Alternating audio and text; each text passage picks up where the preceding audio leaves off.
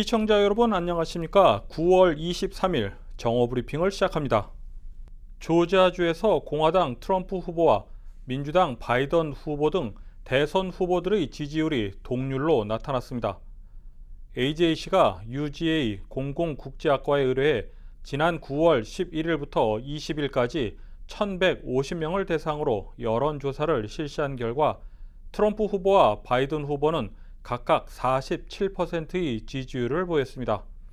조지아 연방 상원의원 선거 여론조사 결과에서는 공화당 데이비 퍼듀 후보가 47%, 민주당 존 오소프 후보가 45%를 기록하며 오차범위 접전을 보였습니다.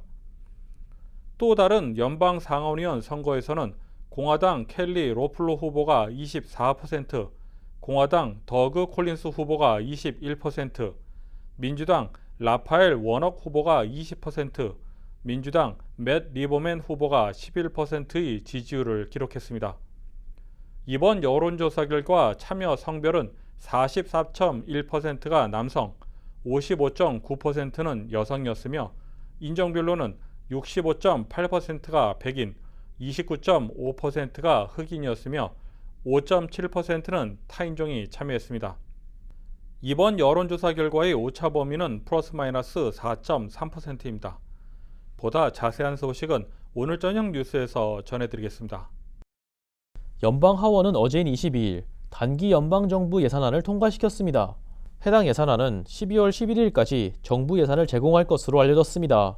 민주당 낸시 펠로시 하원의장과 스티브 무누신 연방 재무장관이 협상해서 서로 30억 달러 규모 농가 지원 방안과 8억 달러 규모 결식 아동 및 가구 지원 방안에 합의하면서 해당 정부 예산안은 초당적인 지지를 받을 것으로 보입니다. 하원에서는 찬성 359표, 반대 57표를 받으며 상원에서도 높은 확률로 통과될 것으로 전망됩니다. WSP-TV가 입수한 백악관 코로나19 태스크포스의 9월 20일자 자료에 따르면 조지아주의 코로나19 상황이 개선되고 있지만 여전히 적색지대에 위치하고 있는 것으로 전해졌습니다. 10만 명당 신규 확진 환자는 113명을 기록하며 전국 14위를 기록했습니다. 하지만 적색지대의 기준인 101명을 여전히 넘고 있습니다. 검사당 확진 비율은 1.3% 감소해 7%를 기록하며 황색지대에 위치하고 있습니다. 태스크포스의 자료는 대학교 학생들을 더욱 강력하게 검사할 것을 권고하고 있습니다. 존 스크리시 차기 경찰서장 선발 과정에 시민들의 의견이 반영될 예정입니다. 시 관계자는 5명의 시민 대표가 경찰서장 후보자에 대한 면접에 참여할 수 있을 것이라고 밝혔습니다. 또한 차기 서장에 대한 자격 요건에 대해서도 주민들의 의견을 들을 예정이라고 덧붙였습니다.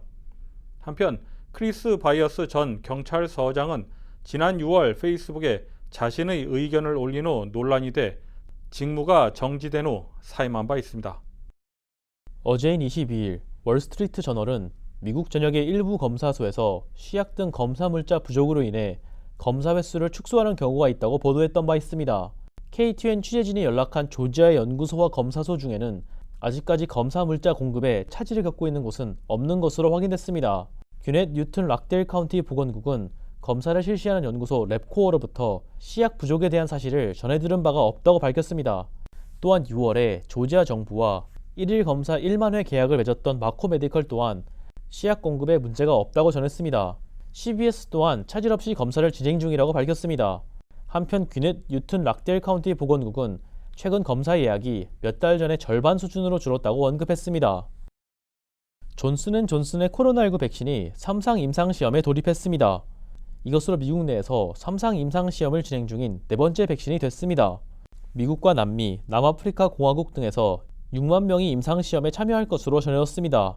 존슨앤존슨의 백신은 모더나와 화이자의 백신과는 다르게 영하의 온도에서 보관할 필요가 없으며 1회만 접종받아도 될 가능성이 있는 것으로 알려졌습니다. 모더나와 화이자의 백신은 2회 접종을 받아야 하며 백신을 영하의 온도에서 보관해야 하는 것으로 전해졌습니다.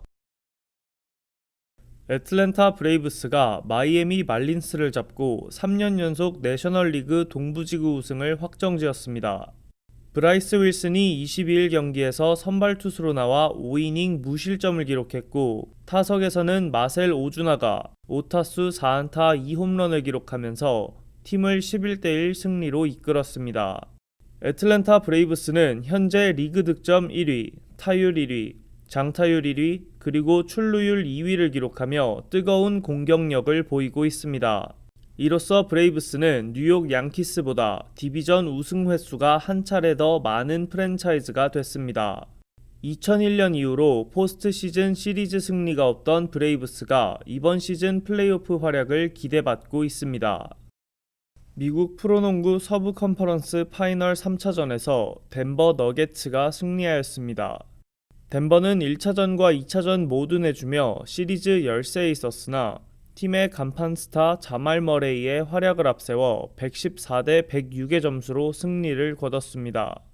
머레이는 이날 4쿼터 막바지 레이커스의 추격을 저지하는 3점슛 2개를 비롯해 28득점 12어시스트를 기록했습니다. 이날 덴버의 포워드 제레미 그랜트는 커리어 하이 26득점을 기록했습니다. 반면 LA 레이커스의 르브론 제임스는 30득점 11어시스트 10리바운드를 기록하며 자신의 플레이오프 26번째 트리플 더블을 달성했지만 팀의 패배를 막지 못했습니다. 오늘 저녁에는 보스턴 셀틱스와 마이애미 히트의 동부 컨퍼런스 파이널 4차전이 열립니다. 현재 마이애미 히트가 2대1로 시리즈 우위를 점하고 있습니다. 조지아 유일의 한인 의원인 민주당 샘박 의원이 3선에 도전하면서 오는 24일 온라인을 통해 후원 행사를 개최합니다. 조지아 주 하원 101지구를 지역구로 하고 있는 샘박 의원은 지난 민주당 전당대회에서 연사로 나서는 등 전국적인 입지를 다지고 있다는 평가입니다. 이번 후원 행사에서 기부금은 $100에서 $2,800까지 후원할 수 있습니다. 보다 자세한 소식은 오늘 저녁 뉴스에서 전해드리겠습니다. 이상으로 정오 브리핑을 마칩니다. 시청해주신 여러분 고맙습니다.